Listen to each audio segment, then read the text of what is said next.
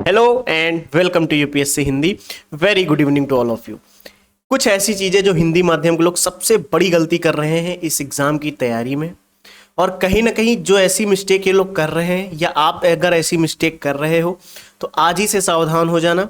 और मुझे ये पूरा विश्वास है कि आज की ये क्लास सफिशियंट है आपको ये एहसास दिलाने के लिए कि जिस गलती से आप लोग अभी गुजर रहे हो, यानी जो गलतियां आप कर रहे हो, आगे की तैयारी में ये गलती आपके साथ नहीं होनी चाहिए अगर 2026 का एग्जाम देना है। और नेक्स्ट 5 मंथ्स जो हैं आपके, ये डिसाइड कर देंगे कि आपका सिलेक्शन होगा या नहीं। क्लियर? स्टार्ट करते हैं। बहुत आराम से चीजों को देखेंगे, बहुत लंबी क्लास नहीं है, लगभग 30 से 40 मिनट की डिस्कशन हो गए, लेकिन यहां पे मैं आपके सामने कुछ ऐसी चीजें रखूंगा ना आज, लिटरली आपकी तैयारी एक नई दिशा में जाएगी। बहुत कुछ सीखने को मिलेगा। थोड़ा सा समय दो मुझको, एक ऐसी चीज सिखा के जाऊंगा कि आप या तो सिलेक्शन के उस स्टेज तक पहुंच जाओगे या आप खुद इतने मैच्योर हो जाओगे कि आपको पता लग जाएगा कि तैयारी करनी कैसे। स्टार्ट करते हैं, चलो लेट्स स्टार्ट। सबसे पहले कुछ चीजों पे बात करेंगे, जो सबसे बड़ी मिस्टेक क्या है यूपीएससी के लिए और सबसे बड़ा चैलेंज क्या है यूपीएससी के लिए। मतलब जब हम यूपीएससी की तैयारी कर रहे हैं या जब आप यूपीएससी की तैयारी कर रहे हो तो सबसे बड़ा चैलेंज आपके सामने आता क्या है और सबसे बड़ी मिस्टेक आपके सामने क्या है कि जो आप कर रहे हो। हिंदी माध्यम के बच्चे 99% यही करते हैं, यही मिस्टेक उनको कहीं ना कहीं सिलेक्शन तक नहीं ले जाती। एक एक करके बात करते हैं। सबसे पहला जो चैलेंज है और यही सबसे बिगेस्ट चैलेंज है जो आज मुझे पूरी क्लास में डिस्कस करना है, मेंस नॉट रेडी। आपका मेंस प्रीलिम्स के 4 महीने पहले रेडी नहीं होता है, क्योंकि फिर आप प्रीलिम्स की तैयारी करोगे कि नहीं करोगे, फिर आप प्रीलिम्स की तैयारी करोगे और जब आप प्रीलिम्स की तैयारी में लगोगे तब आप मेंस भूल जाओगे। और उसके बाद जब मेंस की तैयारी में उतरोगे प्रीलिम्स के बाद, अगर प्रीलिम्स क्वालिफाई हुआ तो आप जाओगे मेंस की तैयारी पे। और मेंस की तैयारी 3 महीने के अंदर, 2.5 महीने के अंदर सारे सब्जेक्ट्स कवर कर पाना बहुत बहुत बहुत मुश्किल है। मैं एक्सेप्शन की बात ही नहीं कर रहा, कुछ मिलेंगे जो 3 महीने में कर चुके होंगे। नहीं होती है तैयारी, कुछ ना कुछ उनके पास एज होता है, कुछ ना कुछ एक्सपीरियंस होता है, कुछ चीजें सीखी हुई होती हैं, तभी वो 2-2.5 महीने में मेंस की तैयारी कर पाते हैं। अदरवाइज नहीं होती मेंस की तैयारी। 1.5 साल का समय लगता है प्रॉपर इस तैयारी में, एक साल तो लग ही जाता है किसी भी कीमत पे। सो प्लीज, जब मैं कहता हूं मेंस रेडी का मतलब कि आपका मेंस का पूरा सिलेबस कंप्लीट हो, पूरा सिलेबस मेंस का कंप्लीट होना चाहिए। और जब मैं कहता हूं मेंस का सिलेबस कंप्लीट, तो उसके नोट्स प्रॉपर तरीके से रेडी होने चाहिए आपके। जब मैं कह रहा हूं ना कि उसके नोट्स प्रॉपर तरीके से रेडी होने चाहिए, प्रॉपर। मेरे पीछे क्या लिखा है ये आपको नहीं दिख रहा होगा, चलो अभी ठीक है। प्रॉपर मेंस के नोट्स रेडी होने चाहिए, एक एक पॉइंट शॉर्ट नोट्स, कि जब आप रिवीजन करने बैठो तो आपके पास हर एक टॉपिक पे 8-8 10-10 पॉइंट आपके मन में आने चाहिए तुरंत। ऐसा नहीं कि हाँ ये पढ़े थे, याद आ रहा है थोड़ा थोड़ा, नहीं होगा। याद आ रहा है थोड़ा थोड़ा नहीं, हाँ ये पढ़ा तो था, ये काम नहीं होगा। क्वेश्चंस के 10-10 पॉइंट्स आने चाहिए मन में। इस लेवल पे आपकी तैयारी होनी चाहिए कि मैंने अगर फंडामेंटल राइट बोला तो आपके पास 8-10 पॉइंट आ जाए तुरंत, कि ये केस लॉ है, ये चीजें है, ये चीजें, सारी चीजें एक्सप्लेनेशन के साथ। अगर मैं फूड प्रोसेसिंग इंडस्ट्री बोलूं तो आपके उसके प्रोज कॉन्स, इंपैक्ट, जीडीपी पे, इंडियन इकोनॉमी पे, सारी चीज, इंडियन एग्रीकल्चर पे, सारी चीज आपको पता होनी चाहिए। उसकी हर एक एस्पेक्ट आपको पता होना चाहिए। क्लियर हो रहा है? अगर मैं इंटरनल सिक्योरिटी पे, नेशनल सिक्योरिटी डॉक्ट्रिन की बात कर रहा हूं तो आपको उसके सारे पॉइंट्स पता होने चाहिए। क्लियर हो रहा है? अगर मैं ऑर्डिनेंस की बात कर रहा हूं तो ऑर्डिनेंस के हर एक पॉइंट्स, ऑर्डिनेंस के ऑर्डिनेंस कब आता है, कब हटाया जा सकता है, हर एक चीज, उसका इंपैक्ट क्या है, हर एक चीज पता होनी चाहिए उसकी। ये नहीं कि हाँ ये पढ़े तो थे, हाँ ऑर्डिनेंस है प्रेसिडेंट वाले में है, चैप्टर में है, हाँ हाँ फूड प्रोसेसिंग इकोनॉमी में पढ़ा था मैंने। अगर मैं आपसे लैंडस्लाइड बोलूं तो हर एक चीज पता होनी चाहिए, लैंडस्लाइड के रीजन, उसके इंपैक्ट, उसके सॉल्यूशंस में भी सारी चीजें, क्या कैसे मेजर्स अपनाए जाते हैं, कैसे प्रोसेसिंग कैसे उसको डिटेक्ट किया जाता है, सारी चीजें, डिजास्टर मैनेजमेंट की हर चीज पता होनी चाहिए फिर उससे रिलेटेड आपको। क्लियर हो रही मेरी बात आपको? मैंने अगर आपसे टेम्परेट साइक्लोन और ट्रॉपिकल साइक्लोन बोला तो आपको टेम्परेट साइक्लोन के सारे पॉइंट्स आपके मन में होने चाहिए, जितने भी पॉइंट्स हैं। ट्रॉपिकल साइक्लोन के पॉइंट्स होने चाहिए आपके मन में। ये नहीं हाँ टेम्परेट साइक्लोन पढ़ा हुआ था मैंने, ट्रॉपिकल साइक्लोन पढ़ा था मैंने, इससे नहीं होगा काम। आपको पॉइंट्स आपके मन में होने चाहिए। आप तुरंत 5-6 पॉइंट्स बता दो, जुबान पे होने चाहिए पॉइंट्स, ऐसी तैयारी होनी चाहिए मेंस की। तभी तो क्वेश्चंस देखोगे, लिखने हैं उनको, सोचने नहीं है, वहां लिखना है। समझ ही नहीं आ रहा आप लोगों को, इसीलिए मैंने यहां पे लिखा है कि आपके जो नोट्स रेडी होने चाहिए, सिलेबस के की पॉइंट्स में रेडी हूं। और सबसे इंपॉर्टेंट चीज जो बहुत टफ होती है, बहुत टफ 99% लोग ये नहीं करते हैं, मुझे पता है आप भी नहीं कर रहे होगे, अभी तक नहीं किया होगा। और सबसे बड़ी गलती है कि आपने पीवाईक्यू की एनालिसिस करी ही नहीं है सब्जेक्ट वाइज। GS1 उठाओ, हिस्ट्री उठाओ, पीवाईक्यू देखो, आर्ट एंड कल्चर उठाओ, पीवाईक्यू देखो, ज्योग्राफी उठाओ, पीवाईक्यू देखो, उसके बाद इंडियन सोसाइटी उठाओ, पीवाईक्यू देखो। नहीं देखोगे, मुझे पता है, आज भी जाके नहीं देखोगे आप, मुझे पता है नहीं देखोगे ना, क्योंकि 99% लोग नहीं कर रहे हैं, आप भी नहीं करोगे, सिंपल सी बात है। पीवाई और यहां पे मैंने लिखा क्या है जो आप नहीं करते हो, आप तो पीवाईक्यू ही नहीं देखते हो। और मैंने करने के लिए क्या बोला है, पीवाईक्यू के टॉपिक्स, पीवाईक्यू देखो, उसमें टॉपिक कौन सा है, लैंडस्लाइड है, डिजास्टर मैनेजमेंट का कौन सा टॉपिक है, इंटरनल सिक्योरिटी का कौन सा टॉपिक पूछ लिया है, हिस्ट्री के कौन से टॉपिक में पूछा, आर्ट एंड कल्चर में कौन सा टॉपिक पूछा, पॉलिटी में कौन कौन से टॉपिक्स पूछे। पीवाईक्यू के टॉपिक्स पे नोट्स रेडी करो, शॉर्ट नोट्स, कम से कम 5 साल के, 5 साल के सारे papers, history, geography, polity, economy, environment, science and technology, internal security, disaster management, सारे पेपर उठाओ। GS1 2 3 4 सारे पेपर, GS1 के सारे, GS1 के 5 साल के पेपर, GS2 के 5 साल के पेपर, GS3 के 5 साल के पेपर, GS4 के 5 साल के पेपर। हर एक पीवाईक्यू 5 साल का, हर एक पीवाईक्यू में जितने टॉपिक्स हैं उन पे शॉर्ट नोट्स रेडी होने चाहिए। शॉर्ट नोट्स का मतलब ये कि अगर उन टॉपिक्स पे गलती से भी आपसे कोई कुछ पूछ लेना, पॉइंट्स ऐसे निकले कि सामने वाला सोचे कितना पढ़ता है भाई, ये इतना पढ़ा जाता है क्या, ऐसे तैयारी होनी चाहिए आपकी। तब आप जाके वहां पे 7-8 पॉइंट, 10-15 पॉइंट आपके मन में होंगे, तब आप 6-7 पॉइंट वहां जाके लिख के आ पाओगे। क्लियर है मेरी बात? चीज ध्यान रखना, लास्ट में उसका रिवीजन भी होना चाहिए। जो आपके नोट्स बने हैं सिलेबस के और इनका रिवीजन भी होना चाहिए। और इन 5 साल के क्वेश्चंस की आंसर राइटिंग भी बहुत जरूरी है, बहुत बहुत बहुत जरूरी। लिखो, प्रैक्टिस करो, इंट्रोडक्शन रेडी होना चाहिए, कंक्लूजन रेडी होना चाहिए हर एक टॉपिक का। मैं अगर आपसे कॉन्स्टिट्यूशनलिज्म पे कुछ पूछूं तो कॉन्स्टिट्यूशनलिज्म पे कैसा भी सवाल आ जाए, आपके 2 इंट्रो एटलीस्ट तैयार हो कि मेंस में अगर कॉन्स्टिट्यूशनलिज्म पे कोई भी सवाल आता है तो मुझे ये इंट्रो लिखना है। इससे क्वेश्चंस की डिमांड के अकॉर्डिंग थोड़ा बहुत चेंज करेंगे, लेकिन ये इंट्रो हमारा रेडी है। क्लियर? अगर ज्योग्राफी पे, सुनामी पे जैसे इस बार सवाल आया है, उसके बाद आइलैंड वाला एक सवाल था, मुझे एग्जैक्ट याद नहीं आ रहा, क्लाइमेट चेंज पे था कि आइलैंड पे क्या इंपैक्ट्स पड़ रहे हैं, आइलैंड को लेकर डायरेक्ट पूरा एस्पेक्ट ही चेंज कर दिया उसका सवाल का। तो उस सवाल को अगर आप देखो तो आपको पहले ही क्लाइमेट चेंज का इंट्रो रेडी होना चाहिए कि क्लाइमेट चेंज पे कैसा भी सवाल है, मेरे ये 2 इंट्रो रेडी है, इनमें से कोई एक लिखूंगा। क्वेश्चंस की डिमांड क्या है उसके अकॉर्डिंग थोड़ा सा चेंज कर दूंगा, लेकिन वो रेडी होना चाहिए, पहले ही आपके मन में होना चाहिए। रिवीजन भी होना चाहिए, उसके बाद प्रैक्टिस, जो आंसर राइटिंग मैंने बोली ना कि इन 5 साल के क्वेश्चंस की प्रैक्टिस होनी चाहिए। ये चीज आपकी नहीं है, दिल पे हाथ रख के बताओ, क्या आपके मेंस के सिलेबस के GS1 2 3 4 उसके साथ ऑप्शनल एंड ऐसे, क्या उसके शॉर्ट नोट्स रेडी हैं? मेंस के, मैं प्रीलिम्स की बात ही नहीं कर रहा, मेंस के क्या आपने 5 साल के पीवाईक्यू के टॉपिक एनालाइज किए? क्या आपने उनका रिवीजन किया? क्या आपने एक भी आंसर की प्रैक्टिस करी? नहीं करी, नहीं करी पीवाईक्यू की प्रैक्टिस आपने।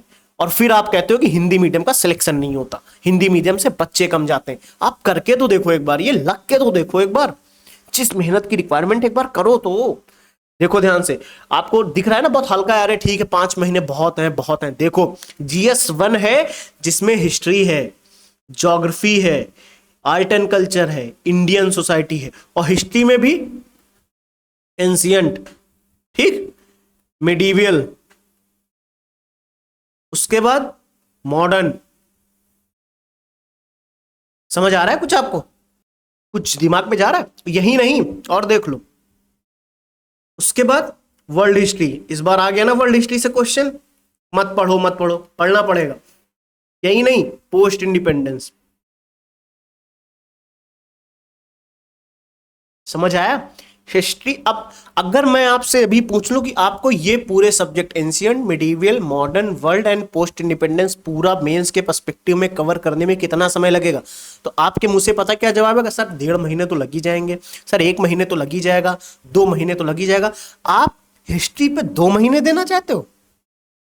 भाई साहब 10 घंटे पढ़ो, 10 घंटे, 8-10 घंटे डेली पढ़ो, 15 20 25 दिन के अंदर इसको मेंस के पर्सपेक्टिव से खत्म करो, 1 महीने के अंदर खत्म करो हिस्ट्री, पूरी हिस्ट्री। इसीलिए 2 सब्जेक्ट डेली लेके चलने के लिए कहा जाता है।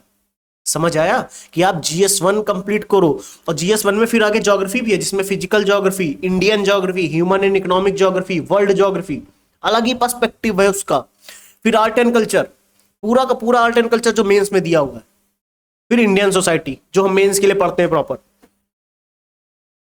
और GS1 के लिए आपको करना क्या क्या है, जितना GS1 का सिलेबस है सबके शॉर्ट नोट्स, कीवर्ड्स में शॉर्ट नोट्स रेडी होने चाहिए कि मेंस में इस टॉपिक पे सवाल आएगा, मैं ये चीजें लिखूंगा, इंपैक्ट पूछेगा, रीजन पूछेगा और उसका सॉल्यूशन पूछेगा, सारी चीजें मैं लिख के आऊंगा। शॉर्ट नोट्स रेडी होने चाहिए GS1 के। PYQ GS1 के 5 साल के टॉपिक वाइज नोट्स रेडी और आंसर राइटिंग होनी चाहिए उनकी। सिर्फ GS1 की मैंने बात करी, सिर्फ और सिर्फ GS1 की। फिर GS1 देख लो, इसीलिए मैंने लिखा इट इज नॉट इजी, ये एक इजी टास्क नहीं है। आपको लग रहा है कि हाँ 5 महीने बहुत है, हालत खराब होने वाली है। आपको पता है अगर 2026 में एग्जाम दे रहे हो तो लग जाओ, वरना 2026 का एग्जाम भूल जाओ। इट्स नॉट इजी, बहुत हार्ड वर्क लगने वाला है, बहुत डिसिप्लिन और कंसिस्टेंसी के साथ काम करना पड़ेगा।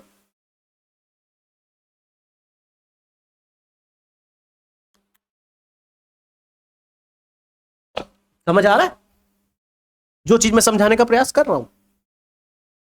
बहुत ध्यान से समझ लो, दिमाग में ये चीज फिट होनी चाहिए आपके, अदरवाइज कब कहां खो जाओगे आपको पता भी नहीं लगेगा। इस तैयारी में कब सालों के साल निकल जाएंगे, आपकी तैयारी विदाउट डायरेक्शन तैयारी होगी, मेंस रेडी ही नहीं है, पता लगा। ये GS1 की सिर्फ मैंने बात करी, सिर्फ GS1 की। आगे देख लो ध्यान से, पूरा हिस्ट्री के सिलेबस के मैंने जो लिखे ना, हिस्ट्री के सिलेबस के पॉइंट नोट्स, जितने सिलेबस में पॉइंट्स हैं उसके नोट्स रेडी हो। PYQ के टॉपिक्स के नोट्स रेडी होने चाहिए, जैसे मैंने पहले बोला, सारी चीज मैंने बता दी, अब कंफ्यूज मत होना। और इन्हीं PYQ के लास्ट के 5 साल के क्वेश्चंस की आंसर राइटिंग प्रैक्टिस होनी चाहिए, और इसका रिवीजन मोस्ट इंपॉर्टेंट है, मोस्ट इंपॉर्टेंट। और ये सिर्फ हिस्ट्री के लिए मैंने बोला है, ये सिर्फ हिस्ट्री के लिए, GS1 में सिर्फ हिस्ट्री के लिए करना है आपको। फिर GS1 की ज्योग्राफी, फिर GS1 की आर्ट एंड कल्चर, फिर GS1 की इंडियन सोसाइटी, प्रॉपर सबके लिए ये करना है आपको, सभी के लिए। अब समझ आ रही, बुद्धि खुल रही है थोड़ा कि नहीं? सब ऊपर से जा रहा है आपके, सच चैलेंज समझ आ रहा है कितना बड़ा चैलेंज है आपके लिए? देख लो, और यही सारी चीजें आपको करनी है ज्योग्राफी के लिए, आर्ट एंड कल्चर के लिए, इंडियन सोसाइटी के लिए। सब्जेक्ट सिलेबस के जितने भी पॉइंट्स हैं उन पे नोट्स रेडी होने चाहिए, वो भी मेंस के, वो भी शॉर्ट नोट्स जिनको बोलते हैं कि देखते ही सारे पॉइंट्स मन में आने चाहिए। वो पढ़ के 2-3 बार पढ़ के तभी शॉर्ट में कर पाओगे। समझ आया? और PYQ के लास्ट 10 ईयर के टॉपिक्स होने चाहिए आपके पास, और 5 साल के टॉपिक्स के नोट्स बने होने चाहिए, 5 ईयर के टॉपिक्स के। क्लियर आ रहा है? यानी 5 साल के क्वेश्चंस जो है PYQ, उनकी आंसर राइटिंग होनी चाहिए, प्रैक्टिस होनी चाहिए, लिख के, प्रॉपर लिख के। और 5 साल के जो पीछे के क्वेश्चंस है उनकी स्ट्रक्चरिंग होनी चाहिए कि हाँ ये क्वेश्चन देखो आप, और देखने के बाद ये डिसाइड करो कि हाँ इसको ऐसे लिखा जा सकता है, इसमें ये पॉइंट्स आ सकते हैं, ये पॉइंट्स लिखिए मत, चलिए कोई बात नहीं, लेकिन 5 साल के क्वेश्चंस तो आपको लिखने ही पड़ेंगे किसी भी कीमत पे। क्लियर हुई मेरी बात? और ये 5 मंथ की बात कर रहा हूं, जनवरी तक, क्योंकि जनवरी के बाद फिर फरवरी, मार्च, अप्रैल, मई, ये जो आपको 4 महीने मिलेंगे ये प्रीलिम्स की तैयारी के लिए होंगे, क्योंकि उसमें तो गलती होनी नहीं चाहिए। ये सारी चीजें आपको GS1 में करनी है, सारी चीजें मैंने बताई ना। अब सेम प्रोसेस आपका GS2 में होगा, पॉलिटी के साथ, गवर्नेंस के साथ, इंटरनेशनल रिलेशन के साथ, सोशल जस्टिस के साथ। क्लियर? सेम चीज आपको GS3 में करनी है, इकोनॉमी के साथ, इन्वायरमेंट के साथ, डिजास्टर मैनेजमेंट के साथ, science and technology, internal security. अब हवा निकल रही है थोड़ी सी आपकी कानों से, धुआं निकलेगा जब ये सिलेबस के सारे पॉइंट्स देखोगे। इन पे आपको रेडी होना है, तैयार होना है, कैसा क्वेश्चन आ सकता है। गेम चेंजर रोल जिनको कहते हैं, GS4 एथिक्स ऑप्शनल एसे, ये डिसाइड करते हैं आपकी रैंक। GS4 एथिक्स का, ऑप्शनल एसे, इनमें से कोई एक, चाहे ऑप्शनल चाहे GS4। मैं तो चारों पेपर जब बोलता हूं ना, GS1 2 3 4 रेडी होने चाहिए, ऑप्शनल रेडी होना चाहिए प्रीलिम्स एग्जाम देने से पहले। ज्यादातर बच्चों का यहाँ पे UPSC हिंदी में जितने ज्यादातर बच्चे, ज्यादातर लोगों का हिंदी साहित्य है, कम समय में भी तैयार हो जाता है, वो सारी चीजें अलग है वहां पे, क्योंकि गौरव सर ने और सत्या सर ने जिस तरीके से कम क्लासेस में उसको समराइज किया है उसकी बात ही अलग है। लेकिन अभी मैं ऑप्शनल की बात ही नहीं कर रहा, अभी मैं आपको जो दिखाना चाह रहा हूं, क्या GS4 के लिए सारे काम आप करे हो? ये सारे पॉइंट्स, नोट्स, उसके बाद प्रीवियस ईयर क्वेश्चंस, उसके टॉपिक्स के नोट्स कंप्लीट है? नहीं, यही चीज आपको ऑप्शनल के साथ करनी है, यही चीज एसे के साथ करनी है। एसे में नोट्स तो नहीं बनाओगे, लेकिन एसे देखो, स्ट्रक्चरिंग करो, उसकी स्ट्रक्चरिंग होनी बहुत ज्यादा जरूरी है। आप स्ट्रक्चरिंग ही नहीं कर रहे। क्लियर? यानी आपको समझ आ गया कितना बड़ा और हैवी टास्क है, बहुत ज्यादा हार्ड वर्क लगने वाला है। ये देख के तो समझ आ गया, कुछ आंखें खुली होंगी थोड़ी बहुत कि मेंस तो सर रेडी नहीं। अब मैं आपको चीज दिखाता हूं, आओ ये क्वेश्चंस देखते हैं। करना नहीं है, सिर्फ देखना है क्या लिखा हुआ है। क्वेश्चंस पढ़ो। कह रहा है मूर्तिकारों ने चंदेल कला रूपों को जीवन की व्यापकता और लचकदार ओज से भर दिया। English medium, the sculpture filled the Chandelas art form with resilient vigour and breath of life elucidate. स्पष्ट करना है हमें, 150 शब्द लिखने हैं। मैंने आपसे क्या कहा? मैंने कहा सर आपको 150 वर्ड्स लिखने हैं। हेलो, देखने नहीं, लिखने हैं। एक लाइन आप लिख के दिखाओ। किसी भी टॉपिक पे सोचना पड़ता है भाई साहब, सोचना पड़ता है, थिंकिंग काम करनी पड़ती है। क्या लिखें क्या लिखें, वही एक ही स्टेटमेंट को आप इतना लंबा लिखोगे ना कि आपके 250 शब्द ऐसे ही हो जाते हैं। फिर कहोगे पॉइंट्स नहीं लिख के आए थे। जितने ज्यादा पॉइंट्स लिख के आओगे उतने मार्क्स मिलते हैं, इसीलिए कम शब्दों में ज्यादा बात कहने का प्रयास करो। यानी अगर कोई क्वेश्चन आया तो उसमें अगर 10 पॉइंट लिख रहे हो तो 10 पॉइंट की पॉइंट होने चाहिए। भाषा बना के मत लिखो कि ये होता था इसलिए ये होता था। आपके मेन वर्ड क्या होते हैं? इसलिए, ये, का, वो, यहां, वहां, कैसे, ऐसे, ये आपके कीवर्ड होते हैं क्या? ये कीवर्ड्स तो बहुत कम यूज करो। जीएस में ऐसे की बात ही नहीं कर रहा मैं, जीएस की बात कर रहा हूं। समझ आ रहा है?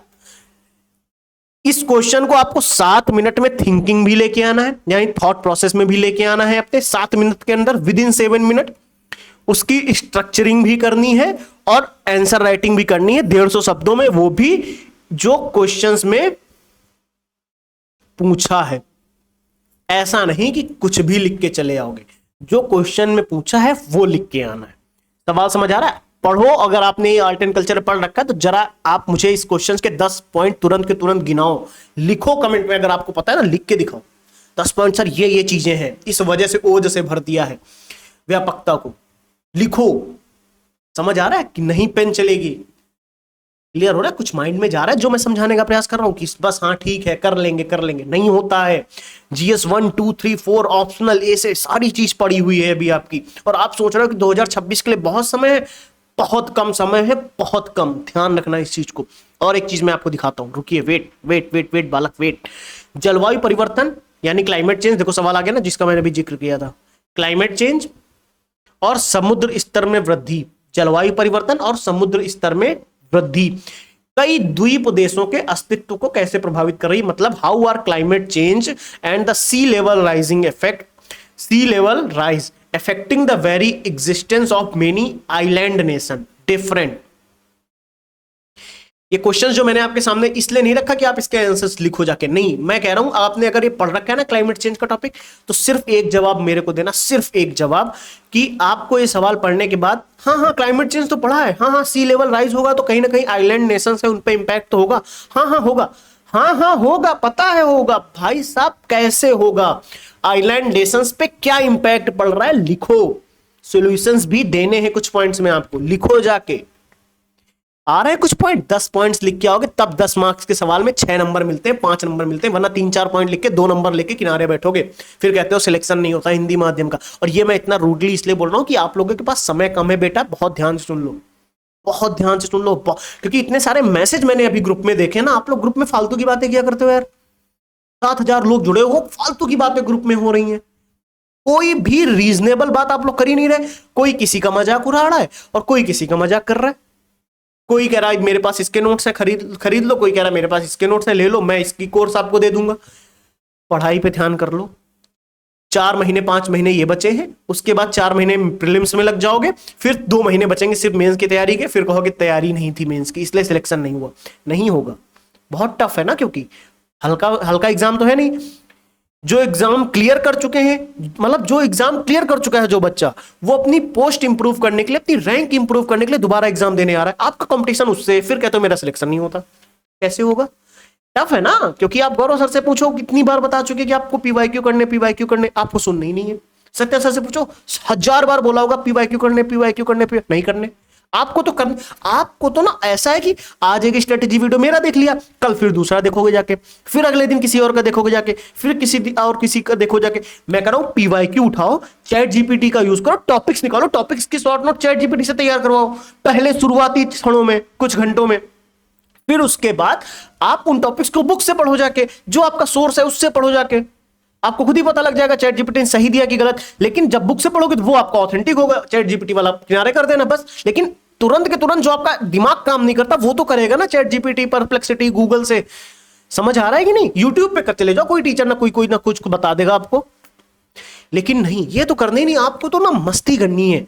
तैयारी कर रहे हो तो 1 साल तो लगेगा, लेकिन उस 1 साल की तैयारी में कर ही नहीं रहे हो तैयारी आप। रियलिटी तो ये, तैयारी कहां कर रहे हो आप? मस्ती चल रही है आपकी, आप तो मस्त हो एकदम, बस ठीक है तैयारी कर रहे हैं, होगी तैयारी। देख लो सवाल, इस सवाल को आपको 7 मिनट में सोचना है, थिंकिंग पे रखना है, स्ट्रक्चरिंग भी करनी है, और इसको 7 मिनट के अंदर लिखना भी है 10 पॉइंट। अब सोचो स्पीड भी होनी चाहिए आपकी। ये एग्जाम उतना टफ नहीं है जितना आप लोग बना देते हो।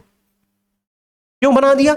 इसलिए बना दिया कि हाँ पढ़ रहे हैं। टफ तो है इस वजह से कि पता नहीं क्या पूछे आपसे, है ना। डिफरेंट टाइप के क्वेश्चंस होते हैं, डिफरेंट डिमांड है इनके क्वेश्चंस की। लेकिन आप लिखो तो आप क्वेश्चंस की डिमांड ही, आप यहाँ पे क्लाइमेट चेंज की परिभाषा लिख के आओगे, आप सी लेवल राइज की चीजें बता के चले आओगे। अरे भाई साहब, सवाल ये पूछे ही नहीं, सवाल तो पूछा है कि आइलैंड नेशंस पे क्या इंपैक्ट हो रहा है, कैसे प्रभावित हो रहे हैं वो। समझ आया? कैसे इफेक्ट हो रहे हैं, ये सवाल देख लो। एक सवाल और देखते हैं, मॉडर्न हिस्ट्री, आधुनिक समाज नहीं, इंडियन सोसाइटी का। आधुनिक समाज में, सवाल पढ़ो, आधुनिक समाज में स्वास्थ्य संबंधी चिंताएं बढ़ने के बावजूद, यानी हेल्थ रिलेटेड इश्यूज बढ़ रहे हैं, उसके बावजूद फास्ट फूड इंडस्ट्री भी ग्रो हो रही है। Fast food, burger, chow mein, pizza, ये सब भी ग्रो हो रहा है। आप इसको कैसे देखते हो? हम ऐसे देखते हैं कि हमें खाना रहता है, हमें अच्छा लगता है। आप ये लिख के आओगे, सभी को पता है, ये लाइन सभी को पता है। आपको नहीं पता था कि फास्ट फूड नुकसान करता है, हेल्थ के लिए हानिकारक है, उसके बाद भी आप अपने आसपास अपने दोस्तों में बात करते होगे। सोचो, अपने दोस्तों में बात करते हो कि यार इसने तो यार देखो एक नया रेस्टोरेंट खोला, बढ़िया पिज्जा बर्गर वर्गर देता, बढ़िया चल रहा है उसका रेस्टोरेंट। आपके मन में ये आया होगा, दोस्तों में बात करते हो कि 100% इसके यहाँ डोसा बहुत बढ़िया मिलता है, इसके यहाँ पिज्जा बहुत बढ़िया, अभी जल्दी खुली थी, देखो कितनी चल रही है। करते हो ना इस तरीके की बातें। ये वही स्टेटमेंट है कि स्वास्थ्य संबंधी चिंताएं हैं, लेकिन उसके बाद भी फास्ट फूड की इंडस्ट्री ग्रो हो रही है। क्यों हो रही है? आप इसे कैसे देखते हो? क्या लिख के आओगे? कुछ पॉइंट्स हैं ढंग के कि एक सिविल सर्वेंट लिख रहा है, सिविल सर्विस सर्वेंट बनने वाला बच्चा लिख रहा है, ये लिख के आओगे। भारतीय अनुभव से अपने उत्तर को उदाहरण देकर स्पष्ट कीजिए। भाई साहब 250 शब्दों में लिखना है, कहानी लिख के नहीं आ जानी कि एक बगल में था, उसने खोला, उसका ग्रो हो गया, लोगों को टेस्ट अच्छा लगता। कॉमन सेंस का थोड़ा इस्तेमाल करना। आईएएस का एग्जाम का, मेंस का आंसर लिख रहे हो आप, समझ आया? बुद्धि खोल के काम करना। लिटरली इस क्वेश्चन की आपको थिंकिंग भी करनी है, स्ट्रक्चरिंग भी करनी है, आंसर राइटिंग भी करनी विद इन 10 मिनट। 250 शब्द का क्वेश्चन है, कहीं ना 10-12 मिनट हमको मिलते हैं इसके लिए। 250 शब्द लिखने हैं भाई साहब, वो भी कीवर्ड, कुछ नहीं की बातें। और इसके कम से कम 10-12 पॉइंट आप लिख के आओ, 15 पॉइंट लिख के आओ, 15 पॉइंट। हाँ, और 15 पॉइंट में कहानी नहीं, की पॉइंट, बस एक लाइन एग्जाम्पल, ऐसे करते। जब आप 10-12 लिख के आओगे तब आपको 15 में से 8 या 9 मार्क मिलते हैं। ये मैं नहीं बता रहा, ये आप YouTube पे कहीं भी देखो जाके, सब लोग यही बता रहे हैं आपको, लेकिन आपको सुननी नहीं है ये बात। समझ आई क्या गलती कर रहे हो? इस क्वेश्चन का आंसर लिखना है। कितने पॉइंट्स मन में आए जरा बताओ, कितने पॉइंट्स आपके मन में आए? मैंने अभी सिर्फ आपको 3 क्वेश्चंस दिखाए हैं और आपसे सिर्फ एक सवाल पूछा है कि कितने पॉइंट्स आपके मन में आए, बताओ। मैं पूरे दावे के साथ कह सकता हूं 4 से 5 पॉइंट से ज्यादा नहीं सोच पा रहे होगे। इसमें भी 4-5 से ज्यादा पॉइंट्स नहीं सोच पाओगे। जल्दी सोचोगे, टाइम लगेगा, 7 मिनट के अंदर नहीं सोच पाओगे। ऐसा नहीं सोच नहीं पाओगे, थिंकिंग में आएंगे, 7 मिनट के अंदर नहीं आएंगे। अगर आएंगे भी तो ढंग के नहीं आएंगे, जो एग्जाम की रिक्वायरमेंट है। 7 मिनट के अंदर इसके भी पॉइंट्स आपको सोचने, नहीं सोच पाओगे। और यहां पे आपको कितने सोचने? 15 पॉइंट सोचने। तब जब 15 सोचोगे तब 10 लिख पाओगे वहां पे ढंग के, विद इन एग्जाम्पल, क्योंकि एक स्टेटमेंट में लास्ट में एग्जाम्पल भी होता है। आप समझ आया? और कितने पॉइंट्स आपके मन में है, यही मैंने सवाल लिखा कि हाउ मेनी पॉइंट्स। आपके मन में कितने पॉइंट्स आ रहे हैं, सोचो। रियलिटी कुछ आ रही है आपके, अगर आपके मन में 10-12 पॉइंट्स आ रहे हैं तो भाई साहब फिर आप यहाँ बैठे ही क्यों, जाओ पढ़ो जाके। आपके मन में 3-4 पॉइंट्स आ रहे हैं ना बेटा, तैयारी करनी है, बहुत रगड़ के करनी है, बहुत कम समय बचा है। माँ बाप का पैसा वेस्ट मत करना, खुद कहीं से कमा धमा रहे हो, बढ़िया जॉब लगी हुई है, उसके बाद इस एग्जाम की तैयारी करें तो फिर तो आपकी बात ही नहीं है। आप तो बढ़िया सेलेक्ट हो, तैयारी कर रहे हो, बढ़िया चीज है। लेकिन आप अगर अभी भी डिपेंडेंट हो पेरेंट्स पे, तो कम से कम उनकी आंखों को देखो एक बार, वो किस मेहनत से आपके लिए क्या उम्मीद लगा के बैठे हैं, एक बार सोचना, एक बार देखो ध्यान से उनको। है उनके पास कोई, मतलब ऐसा कोई आपके अलावा उनके पास मोटिवेशन, या उनके पास कोई ऐसी उम्मीद कि जिसके लिए वो सारा काम करें? तुम्हारे अलावा है कोई उम्मीद? सोचो, आपके अलावा कोई ऐसी उम्मीद है उनके पास कि वो नहीं मेरे लिए नहीं, वो अपने लिए ऐसा कर रहे हैं? आपके लिए कर रहे हैं ना, सिर्फ आपके लिए कर रहे हैं। ध्यान से सुनो, एक बार उनके लिए लग जाओ, 1 साल दे दो, 1 साल, 5 महीने अभी दे दो, फिर उसके बाद लास्ट के 5 महीने दे दो। दे सकते हो ना? रगड़ के मेहनत कर लो, जो रिवॉर्ड मिलेगा ना उसको आपने भी नहीं सोचा होगा कितना प्यारा रिवॉर्ड आपको मिल रहा है इस मेहनत का। ठीक है, देख लो, टू द पॉइंट आंसर लिखने होते, इसलिए मैंने बोला कि आपके मन में पॉइंट्स नहीं आ रहे होंगे, मुझे पता है लिटरली नहीं आ रहे होंगे ना। तो ये सारी चीजें आप देख लो, यानी आपको जब मैं बोलता हूं कि मेंस आपका रेडी नहीं है, ये लेवल है आपकी मेंस का, समझ आया? कोई कोचिंग आपका सिलेक्शन नहीं करा सकती, खुद मेहनत करनी पड़ेगी, ये मैं आपको बताता हूँ। हर कोचिंग वाला आपको गाइड दे सकता है, आपको सपोर्ट प्रोवाइड कर सकता है, स्टेप पे आपको डिसीजन दिलवा सकता है। आपको कहीं कोई प्रॉब्लम हो रही होगी तो आपको वहां पे गाइड कर देगा। लेकिन अगर आप सोचो कि ये कोचिंग वाला हमें सिलेक्शन करा देगा, तो बहुत बड़ी मिस्टेक कर रहे हो। सिलेक्शन से दूर की बात, वो आपको हर स्टेप पे गाइड भी नहीं कर सकता, क्योंकि उसके पास हजारों बच्चे होते हैं। खुद मेहनत करनी है, खुद रगड़ के मेहनत करनी। ध्यान से सुन लो, ये क्वेश्चंस देख लिया आपने। अब मैं आपको एक चीज और दिखाता हूं, एक क्वेश्चन और पढ़ो मॉडर्न हिस्ट्री का। महात्मा ज्योतिराव फूले के समाज सुधार प्रयासों, लाइन पढ़ते हैं। महात्मा ज्योतिराव फूले के समाज सुधार प्रयासों और लेखन ने समाज के लगभग सभी उपेक्षित तबकों की समस्याओं को छुआ है। चर्चा कीजिए। महात्मा ज्योतिराव फूले के समाज सुधार प्रयासों और लेखन है, यानी जो महात्मा ज्योतिराव फूले जी थे, उन्होंने जो भी सुधार के प्रयास किए, समाज को सुधारने के जो भी उनके प्रयास थे, वो आपको पता होने चाहिए। उनके लेखन ने, उन्होंने क्या क्या चीजें लिखी हैं, बुक्स लिखी हैं, अगर पत्रिकाएं लिखी हैं, पता होनी चाहिए कौन सी लिखी, क्योंकि इस क्वेश्चन में आपको उनके एग्जाम्पल्स भी लिखने। दिमाग खुला? कुछ याद है? प्रयास उनके याद है? कौन से समाज सुधार प्रयास किए उन्होंने, कौन सी बुक्स पत्रिकाएं क्या उन्होंने लिखी, आपको याद है कुछ? उनके लेखन ने, इसीलिए लेखन वर्ड यूज है, समाज के सभी उपेक्षित तबकों की समस्याओं को छुआ है। तब तो आप बताओगे कि उनकी ये बुक थी, इसमें इस ग्रुप, इस उपेक्षित तबके की बात की गई, उनके इस सुधार के, इस जो उन्होंने ये सुधार किया था, इसमें इन लोगों के लिए, दलितों के लिए बात की गई, तब तो पता होगा आपको। और ये 2-4 नहीं रख लें, आपको कम से कम 15 नंबर का सवाल है, 15 पॉइंट लिख के आने, आपको 12 पॉइंट तो लिख के ही आओ एटलीस्ट।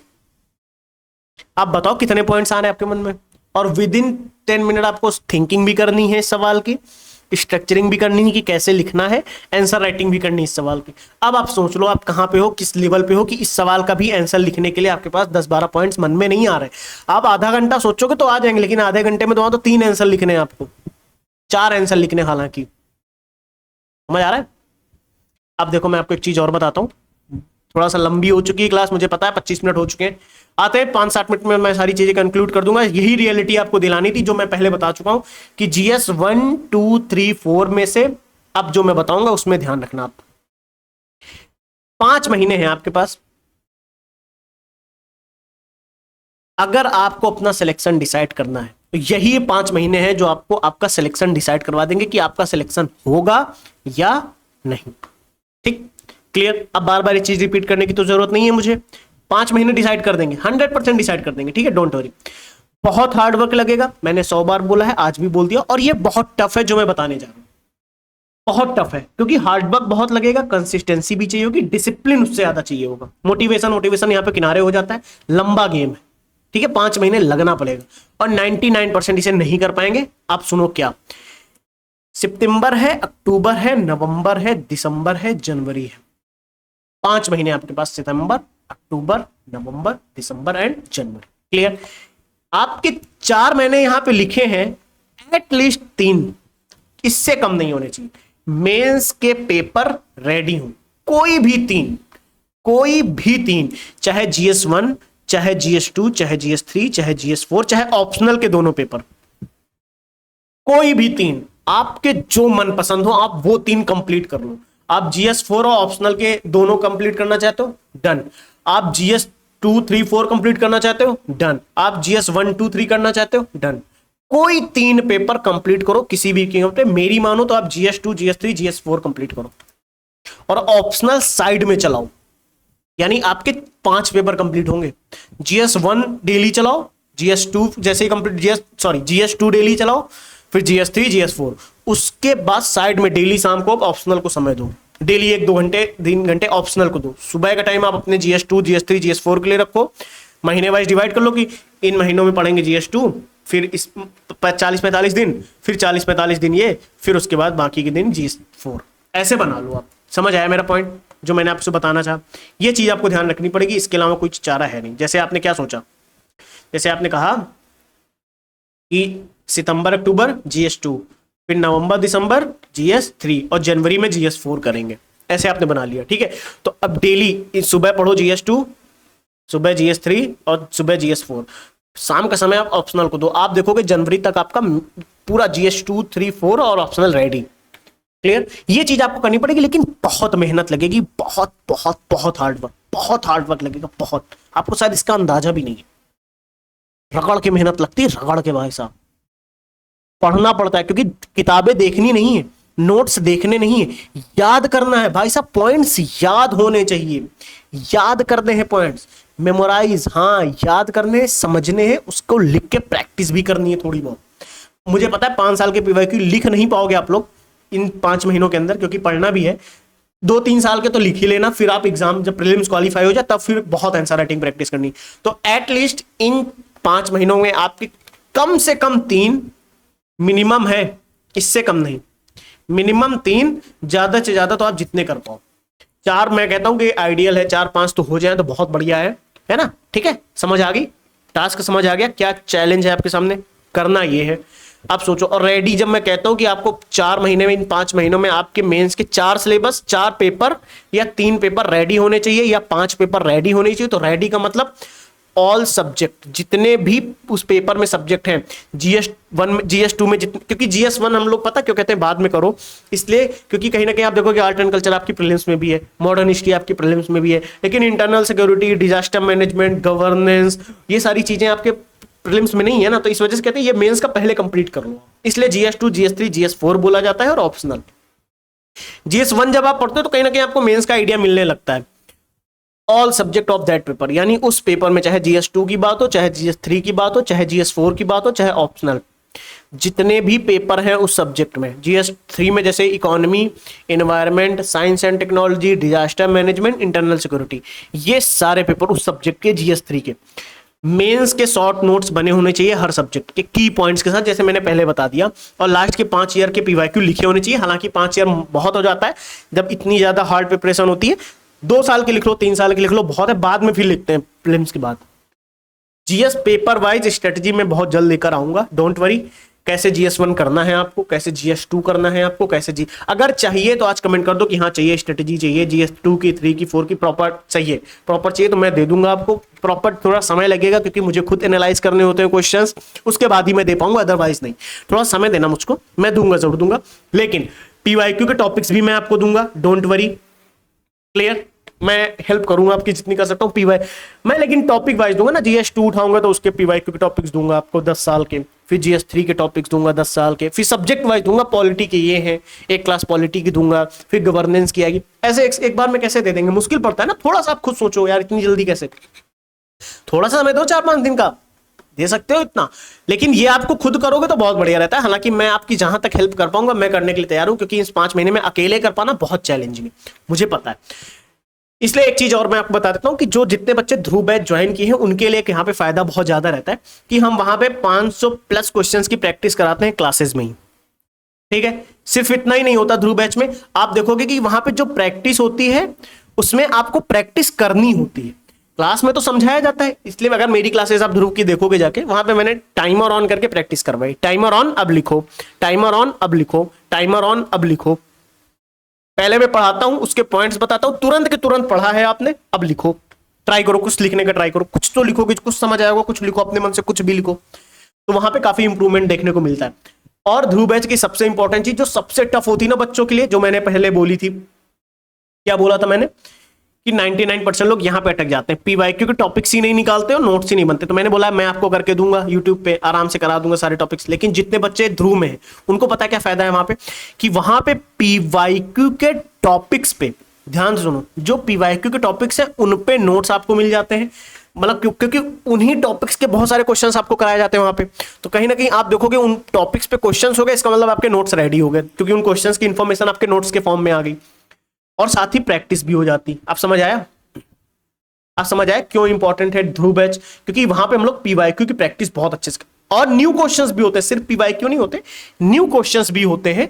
लेकिन हम पीवाईक्यू की जब प्रैक्टिस करते हैं तो वहां से हमारे नोट्स और प्रैक्टिस दोनों हो रही होती, तो इसलिए ध्रुव बैच कहीं ना कहीं इंपॉर्टेंट हो जाता है, जो मेंस की आपकी तैयारी को एक एज देता है बहुत प्यारा वाला। आपको समझ नहीं आता, अंदर ही अंदर आपकी वो कैपेसिटी और एबिलिटी बिल्ड हो रही होती है मेंस के लिए, थिंकिंग प्रोसेस आपका बिल्ड हो रहा था, थॉट प्रोसेस आपका बिल्ड होता है वहां पे।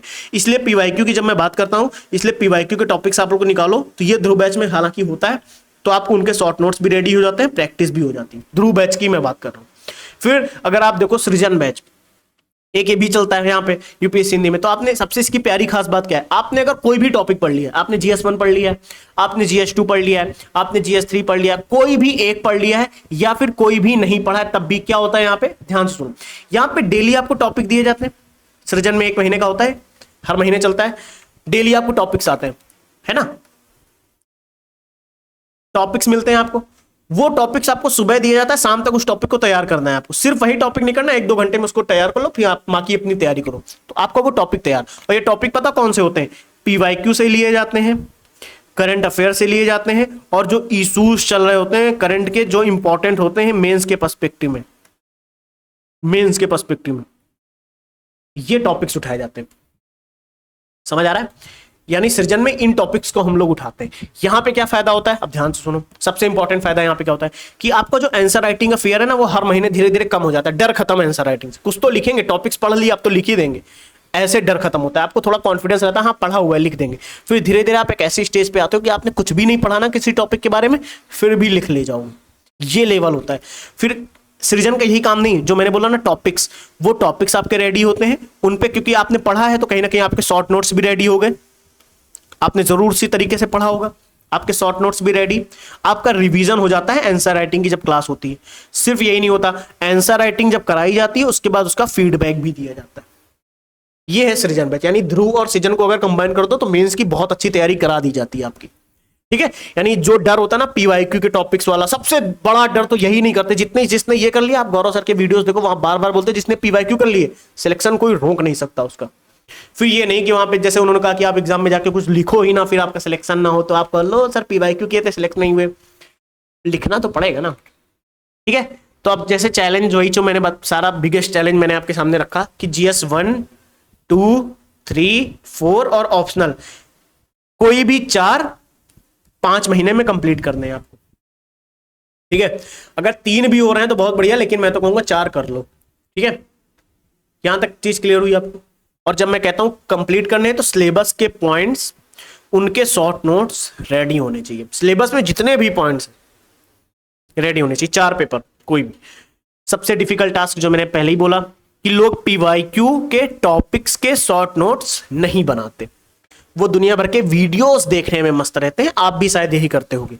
तो ये काम आपको ध्रुव करके दे रहा है, देखो यहां पे करके दे रहा है ना, कोई दिक्कत नहीं। पीवाईक्यू के टॉपिक्स पे आंसर राइटिंग ध्रुव करवा रहा है ना आपको यहाँ पे, और सृजन भी करवा रहा है। यानी आप अगर ये पॉइंट देखो कि पीवाईक्यू के टॉपिक्स पे शॉर्ट नोट्स आप नहीं बनाते हो, ये काम आपका ध्रुव भी कर रहा है, सृजन भी कर रहा है, क्योंकि ध्रुव में थोड़ा डिटेल में होती है सारी चीजें, सृजन में सिर्फ आपकी प्रैक्टिस होती है, कोई ये ज्यादा एक्सप्लेनेशन आपको टॉपिक्स पढ़ाया नहीं जाता। ध्रुव में तो टॉपिक्स पढ़ाया भी जाता है उस डिटेलिंग के साथ। अब देख लो आप पीवाईक्यू के टॉपिक्स शॉर्ट नोट समझ आ गए, पीवाईक्यू के टॉपिक्स और आंसर राइटिंग ये आपकी सृजन में होती है, और लास्ट के पीवाईक्यू के 10 इयर्स के क्वेश्चंस की स्ट्रक्चरिंग आपको करनी होती है, जो ध्रुव में तो करा ही जाती है। पीवाईक्यू तो होते हैं, बात नए क्वेश्चंस भी होते हैं। देखो मैंने यहाँ पे लिखा है कि जब आप पीवाईक्यू के टॉपिक्स के शॉर्ट नोट्स बनाते हो ना, तो आप ना देखो ध्रुव में क्या होता है कि ध्रुव में आंसर राइटिंग की लर्निंग तो मिलती है आपको, केवल पीवाईक्यू नहीं, करंट अफेयर से अपडेट भी मिलता है। और जब आप टॉपिक्स कंप्लीट करते हो पीवाईक्यू, तो आपको कॉन्फिडेंस बहुत हाई लेवल होता है। और एक चीज, पीवाईक्यू के टॉपिक्स डेली आंसर राइटिंग करनी है, आंसर राइटिंग के थ्रू कवर करने हैं, प्रैक्टिस करनी है, तो फीडबैक भी लेना है। तो आपके लिए कौन सा बैच है? सृजन। समझ आ गया? हालांकि ये मैंने बैच के लिए इसलिए बताया कि कई बार आप लोगों को चैलेंज आता है, मुझे पता है, लेकिन एक चीज ध्यान रखना, बहुत मेहनत खुद से करनी पड़ेगी। ये सब तो करना ही है, उसके साथ खुद से बहुत मेहनत करनी, बहुत रगड़ के मेहनत लगती है, पता, बहुत रगड़ के GS 1 2 3 4 कंप्लीट करने। ध्यान रखना, GS 1 2 3 4 और ऑप्शनल कोई 4 पेपर उठाओ, उड़ा के रख दो, उड़ा के, जिसको करने फोड़ना है। तो खैर बाकी सारी चीजें मैं समय के साथ बताता रहूंगा, डोंट वरी। इसलिए मैंने आपसे सारी, अच्छा ध्रुव की भी सारी बात मैंने आपको बता दी कि ध्रुव आपके लिए प्रॉपर है। उसमें ऐसी चीजें होती हैं कि आप मेरी इकोनॉमिक्स की ध्रुव की क्लासेस देख लो, और अगर आपने मेरी साइंस एंड टेक्नोलॉजी की ध्रुव की क्लासेस देख ली, मैं आपको बहुत जल्द एक प्रूफ लेके आने वाला हूं कि जो इस बार के इकोनॉमिक्स के क्वेश्चन है, आप उन क्लासेस से आसानी से आंसर लिख ले जाते हैं। बहुत आप एक स्टेज में होते हो, उस क्लासेस को करने के बाद आपका जो लेवल होता है वो एक ऐसा लेवल होता है कि आप आंसर लिखने की स्थिति में जरूर होते हो, आपके पास पॉइंट्स होते हैं। याद भाई आप ही करोगे, मैं तो याद नहीं करा दूंगा यार। सोचो, मैं याद करा दूंगा। फूड प्रोसेसिंग पे सवाल आया, मैंने कराया था इकोनॉमिक्स में। साइंस एंड टेक्नोलॉजी के क्वेश्चन देखो, वहां पे मैंने कवर कराए थे। लेकिन सबसे बड़ा चैलेंज पता क्या, कि आप लोग याद नहीं कर पाओगे, क्योंकि बहुत हैवी टास्क होता है। अच्छा, मेरी आईडी भी आप लोगों के पास होती है, ऐसा नहीं कि कोई टॉपिक अगर ओल्ड हो गया है, न्यू टॉपिक कोई आया, आप मुझे मैसेज करो, मैं उस पर आपको गाइड कर दूंगा कि ये टॉपिक ऐसे पढ़ लो, जाके आप यहां से पढ़ लो, ऐसे पढ़ लो। ये मेरी जिम्मेदारी होती है, फिर और भी टीचर्स उनकी जिम्मेदारी होती। लेकिन कहीं ना कहीं ये ध्रुव है, देखो सभी के लिए है, ये तो ऑब्वियस सी बात है, लेकिन यहाँ पे मेहनत आपको करनी पड़ेगी यार। पीवाईक्यू अगर हम करा रहे हैं, 500 से ज्यादा क्वेश्चंस आपको करवाए जा रहे हैं, तो कहीं ना कहीं ये बहुत ज्यादा जरूरी है। पीवाईक्यू के क्वेश्चंस की प्रैक्टिस इतनी जरूरी है कि वही आपको सिलेक्ट करा देती। क्वेश्चंस हम कराते हैं 500 पीवाईक्यू नहीं, 500 नए क्वेश्चंस होते हैं। पीवाईक्यू तो अलग होते हैं, अब समझ लो 200-250 पीवाईक्यू तो अलग है, अलग ही लेवल है उनका। पीवाईक्यूज का अलग ही लेवल है, बहुत डिफरेंट तरीके से उनकी अप्रोच रखी जाती, करवाए जाते हैं। ठीक है, चलो खैर ये सारी चीजें मैंने आपको बता दी, चैलेंज भी मैंने आपको बता दिया। अब कोई भी डाउट हो आप लिखना, लेकिन एक चीज ध्यान रखना, जिनकी खुशी का सवाल है ना, सिर्फ आपकी खुशी नहीं है, ये सिर्फ आपकी खुशी नहीं है, प्लीज ध्यान रखना। ये उनकी भी खुशी, जो आपकी एक छोटी सी फैमिली है, इंतजार कर रही है कि ये मेहनत कर रहा है, होगा यार, होगा, इसका सिलेक्शन होगा, ये कर रहा है ना मेहनत, बाहर है, घर पे नहीं है, बाहर रह के कर रहा है, आप घर से तैयारी कर रहे हो, जहां से भी सोचो, पीछे हैं कई लोग आपके, ये अकेले आपके सवाल नहीं है। आप हो इस दुनिया में और इस जगह पे हो, जहां पे भी हो आप एक चीज ये ध्यान रखना, इस मतलब मेरा तो हमेशा यही मानना है कि इस दुनिया में अगर आप हो, तो आपकी कुछ लोगों के प्रति कुछ जिम्मेदारियां हैं। आप अपनी जिम्मेदारियों से भाग नहीं सकते, लिटरली जिम्मेदारियों से भागना नहीं है कि नहीं, अरे नहीं मैं तो ये कर लूंगा। हैं जिम्मेदारियां हैं कुछ, उन्हें पूरा करो। ध्यान से सुनो, पढ़ाई करनी है, अभी आपका यही काम है, पढ़ाई करनी। उन चेहरों पे खुशी लेके आना जो आपके सफल होने का इंतजार कर रहे हैं। एक बार लग जाओ यार, एक बार लग सकते हो, प्लीज कमेंट करो, लगोगे ना, मेहनत करोगे, कुछ तो मेहनत करोगे। GS 1 2 3 4 है आपके पास, आप एक बार मेहनत करो, आगे देखते हैं फिर कैसे क्या होता है। एक बार मेहनत करो। और ये बात हमेशा आपने बहुत लोगों से सुनी होगी कि मेहनत कभी भी खराब नहीं जाती, विफल नहीं होती। और एक ज्ञान की बात तो मैं भी कह सकता हूं कि कर्म करो, फल की इच्छा मत करो। फल की इच्छा तो आप करोगे, मुझे पता है सभी लोग करते हैं। कर्म तो उस लेवल का करो, हार्ड वर्क जो चाहिए वो तो उस लेवल का करो यार। इसलिए मैं कहता हूं, अगर हम इस जगह पे हैं, हम पढ़ रहे हैं, हमको ये मौका मिला है पढ़ने का, इस मौके को भुना लो, आपको वो सफलता मिलेगी जिसका लोग सपना देखते हैं। ये ध्यान रखना, एक झटके में आपकी जिंदगी बदल सकती है, एक झटके में। जिस दिन रिजल्ट आएगा ना, लिस्ट में आपका नाम होगा, आप सोचो, आप सिर्फ इमेजिन करो, जिस दिन आपका लिस्ट में नाम हुआ, उस दिन आपकी जो खुशी है वो तो है ही, आपने तो कमाया है। आपके साथ जो लगे थे, जिनको उम्मीद थी, उनके चेहरे पे खुशी, और जो खुशी के आंसू होते हैं, कोई मोल नहीं है उनका, कोई कीमत नहीं है उनकी, कोई भी कीमत नहीं है। उस चीज के लिए एक बार लग जाओ, उस चीज के लिए फोड़ दो एग्जाम, दिखाओ तो हिंदी मीडियम में कितनी ताकत है। एक बार लगो, रगड़ दो मेहनत पे एक साथ, क्लियर। बहुत अच्छे से तैयारी करते हैं, हर चीज पे गाइड किया जाएगा आपको। और एक चीज मैं और आपको बताता हूँ, जहां पे भी दिक्कत हो, ग्रुप बने हुए, आप मैसेज करो, सत्या सर, पल्लव सर, मैं, गौरव सर, आपको रिप्लाई तो देते हैं ना आपको, फिर आप क्यों भटक रहे हैं? लगो एक बार रगड़ के। ये सारी चीज मैंने आपको बता दी है। इसीलिए मैं कहता हूं बहुत हार्ड वर्क लगेगा, ये हल्के में मत देना। मैंने आपसे प्यार से भी समझाया, थोड़ा सा रूड होके भी समझाया, हार्ड वर्क बहुत लगेगा, कंसिस्टेंसी उससे ज्यादा लगेगी। ये ब्रेक होती है तो कहीं ना कहीं सिलेक्शन नहीं होता है। और डिसिप्लिन, मोटिवेशन काम नहीं आएगा यहाँ पे। मैं आपको 2 मिनट के लिए मोटिवेट कर सकता हूं, परमानेंट के लिए मोटिवेशन नहीं होता है। परमानेंट के लिए क्या होता है आपको पता है, ठीक है। सारी चीजें मैंने आपके सामने लिखी हैं, अब शायद मुझे कुछ बताने की जरूरत है नहीं। 40 से 45 मिनट का ऑलरेडी लेक्चर हो चुका है यहाँ पे, तो आज की क्लास को मैं यहीं कंप्लीट करना चाहूंगा। लेकिन प्लीज जो सोचा है वो करो यार, ठीक है। खुद से सोचा है ना, तभी तो तैयारी करने आए हो कि मस्ती करोगे केवल, है ना। केवल मस्ती तो करनी नहीं है। थोड़ा सा आपसे बात कर लेते हैं, 1 मिनट अभी समय आपका ले लेते हैं। सॉरी फॉर दैट, 1 मिनट मैं आपका समय ले रहा हूँ। एक चीज मैं आपसे लास्ट में कहना चाहूंगा, आज की पूरी क्लास का कंक्लूजन, पूरा कंक्लूजन 1 मिनट के अंदर मैं आपको देता हूँ। जीएस 1 2 3 4 और ऑप्शनल के दोनों पेपर, इनमें से कोई 4 पेपर आप 5 मिनट में रेडी करो। कैसे रेडी करने मैंने आपको बताया, सारे पीवाईक्यू के 5 ईयर के पीवाईक्यू लिखने भी हैं, उनके टॉपिक्स पे शॉर्ट नोट्स होने चाहिए, सिलेबस के जितने भी पॉइंट्स हैं उनके शॉर्ट नोट्स रेडी होने चाहिए, पढ़ के बहुत मेहनत के साथ। अब एक पॉइंट, हार्ड वर्क बहुत लगेगा, कंसिस्टेंसी चाहिए होगी, डिसिप्लिन के साथ काम करना होगा। कोई घूमने जा रहा है, आप सर नीचे करो काम करो। कोई खेलने कूदने जा रहा है, आप सर नीचे रख के काम करो। आपके दोस्तों का सिलेक्शन हो रहा है, आपके दोस्तों की शादियां हो रही हैं, आपके घर पे कोई फंक्शन हो रहा है, परिवार में बहुत दूर आपको बुलाया जा रहा है, आप नहीं जा रहे हो, आप सर नीचे करो, पढ़ाई करो, काम करो। क्लियर? ध्यान रखना, सिर्फ आपकी खुशी का सवाल नहीं है, ये मेरी लाइन ध्यान रखना, ये सिर्फ आपकी खुशी का सवाल नहीं है। क्लियर? चलें आगे। चलो फिलहाल के लिए आज की क्लास को मैं यही विराम दूंगा, लेकिन मेरे से आज एक वादा करके जाओ। आप नीचे लिखो, I will clear UPSC 2026। Prelims नहीं, यूपीएससी सीधे, I will clear UPSC civil services exam 2026 लिख के जाओ। और सिर्फ ये स्टेटमेंट आज मुझे नहीं चाहिए, मुझे इसके साथ एक और स्टेटमेंट चाहिए, क्योंकि जिनकी खुशियों का सवाल है ना, उनके लिए एक स्टेटमेंट लिख के जाना, सर आज के बाद भैया I will clear UPSC civil services 2026 exam. नीचे उसकी एक लाइन ये होनी चाहिए, मैं उन खुशियों को भी पूरा करूंगा जिन्होंने मुझसे उम्मीद लगाई है। तो ये स्टेटमेंट जरूर लिखना, मेरी जिम्मेदारी है कि मैं इस सफलता को हासिल करूं। ये लिख के जाना है, मेरी जिम्मेदारी है मैं इस सफलता को हासिल करूं, उसके लिए जितनी मेहनत चाहिए होगी मैं करूंगा। ये ना लिखो इतना लंबा सेंटेंस, समय लगता है। I will clear UPSC civil services exam 2026, ये लिखो। उसके नीचे एक स्टेटमेंट होना चाहिए, hard work plus consistency plus discipline is equal to success. ये लिख के जाओ, ठीक है। Thank you. जो भी डाउट हो आप ग्रुप में पूछिए, कमेंट करिए, मैं जरूर, क्योंकि मैंने पिछले वीडियोस में आप लोगों के बहुत प्यारे कमेंट्स देखे, मुझे नहीं पता था इतना प्यार मिलेगा, लेकिन बहुत प्यारे कमेंट्स आए। मेहनत जरूर करेंगे, साथ में करेंगे, मिल के फोड़ेंगे, लेकिन तैयारी बहुत अच्छे से करनी, ठीक है।